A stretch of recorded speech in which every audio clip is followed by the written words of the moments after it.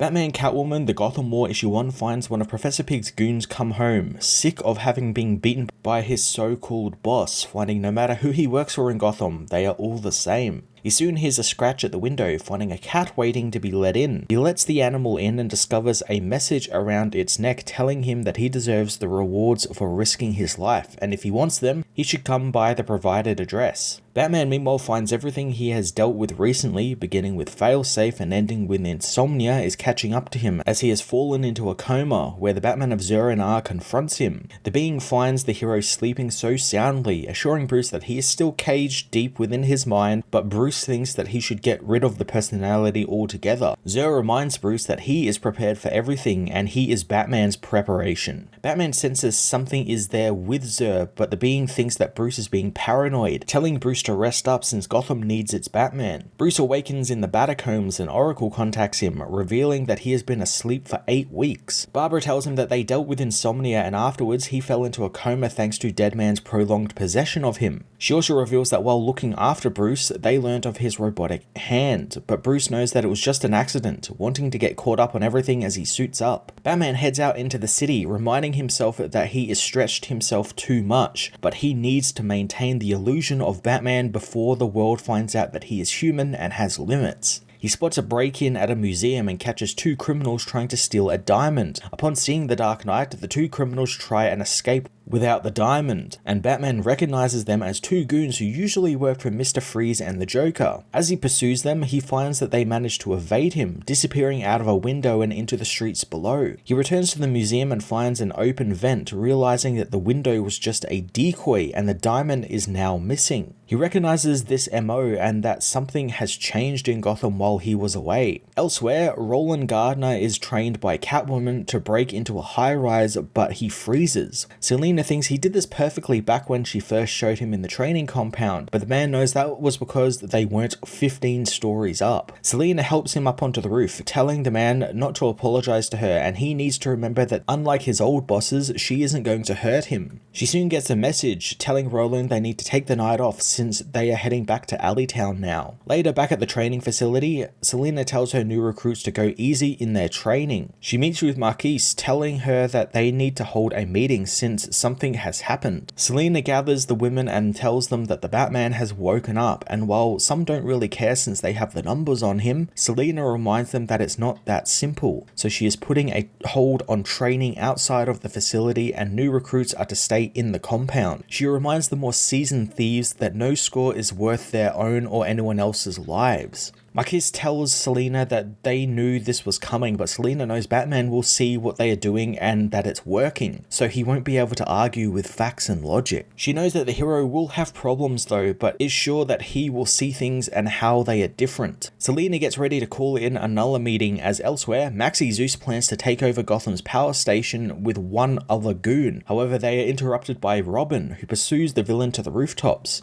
Maxie refuses to go back to Arkham, flinging his lightning bolts at Robin, who demands the villain give up since he's got nowhere to go. Suddenly, Batman takes down the villain and Robin rushes to hug him, glad to see that Batman is up and running again. Bruce finds it good to see Tim as well, apologizing for what happened to him, but Tim knows he doesn't have to do that, especially after everything he went through. Batman asks about Maxie's goons, learning that it was only Craig Groff working for Maxie this time, and Tim knows the man is harmless, so the cops will be able to get him. Batman is concerned with Maxie being so unprepared, wondering what happened to his other thugs he usually has. Tim knows what happened, revealing Catwoman wants to have a talk with the entire family, without their masks this time. Later on, Selina is told that the Bat family has arrived at the club, but Batman isn't there. Selina guessed as much, telling her friend to go home since she'll deal with them from there on out. Outside the club, the Bat family wait for Selina, and Damian believes they should be shutting this crime ring down. Bruce arrives with Tim and Selina tells the group that they can all speak freely since the club is under her protection and is safe from prying ears and eyes, hence why they can meet without masks. Selina gets right to the task at hand, telling the family that violent crime is down 75% and the usual villains are all quiet, all thanks to a shortage in hired goons. She knows the goons have suffered both at the hands of the various villains and their own lives, fighting for scraps just to make ends meet in the city, and even the heroes have beaten these people down. But with no other way to go, they always return to these villains and start the cycle all over again, since that's all they know in life. She reveals things have changed though, as she is training these goons to now become elite cat burglars,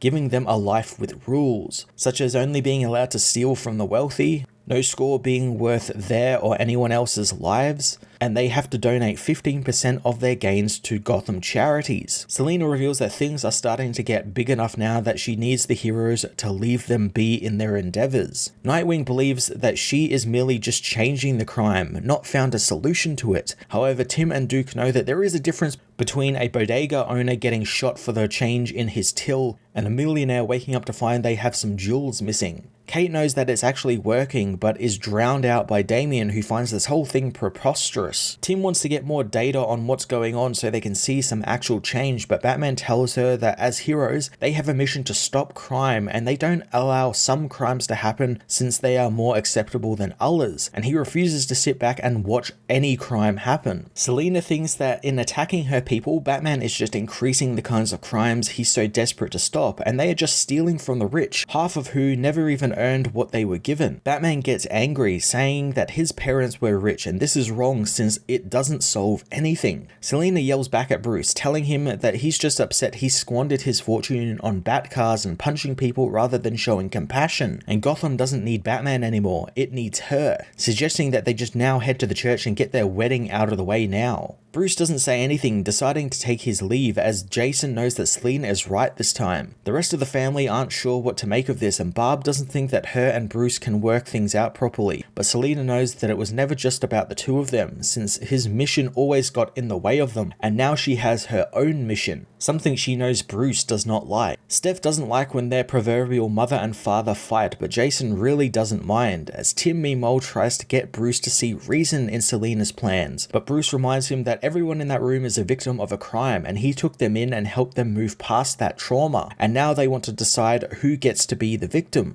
Bruce leaves, refusing to accept Selina's new reality. Later on, Selina returns home to find Red Hood in her house. Selina isn't too happy to see Jason, kicking him through a doorway and demanding he leave her apartment. Jason knows that Selina is distracted, hence why he was able to get into her apartment unseen. Eco suddenly grabs Jason, who doesn't think that Batman would approve of Selina using ex-Yakuza killers. Dario joins the fight, smashing a table over Jason's back as Selina kicks him in the face, smashing up his mask and demanding he leave again. Jason knows that she will need more than this crew when Batman comes for her, and she needs to use those who agree with her to convince Batman by helping her from the inside, like how he wants to. Selina lets Jason up, telling him to contact Marquise since she will help him prepare. She warns him against killing since they don't need Batman getting even angrier at them. Bruce meanwhile feels himself losing control of his mind, body, and Gotham, and maybe he's been blinded by his affection for those who followed him, since they were always pretending to fight for justice, but that's who he actually is. Batman goes to meet with Commissioner Montoya, who points out once Batman disappeared there for a while, crime actually went down. She makes it known that she doesn't like Batman, but Batman doesn't care, wanting to know why he is there. Montoya wants to know if he has any information on the jailhouse breakout with Selina and her men, thinking Batman knows where Catwoman is, since she is aware that he and Catwoman are an item. She demands Batman give her any information on the jailbreak, since unlike Gordon, she actually wants to do her job and not rely on the costume vigilantes doing it for her. Batman becomes angry, telling her that they are doing what she should be doing and stopping the poison from festering in Gotham, but Montoya knows that the crime rates are down all around the city since he disappeared. Batman knows that the stats can be manipulated and the streets will tell him what he needs to know. Batman takes his leave as elsewhere, the Riddler watches the hero's conversation with Montoya, wondering if Batman would like some new friends. Elsewhere, Roland Gardner uses the skills Catwoman taught him to break into a penthouse, stealing some jewels from the safe inside. He hears something suddenly, which causes him to drop the jewels, and as he tries to pick them up, the owner of the apartment confronts him with a gun, demanding that he freeze. Batman meanwhile swings by Flunkies, finding the bar villains would recruit goons from completely empty. Flanagan, the bar owner, tells him that everyone is now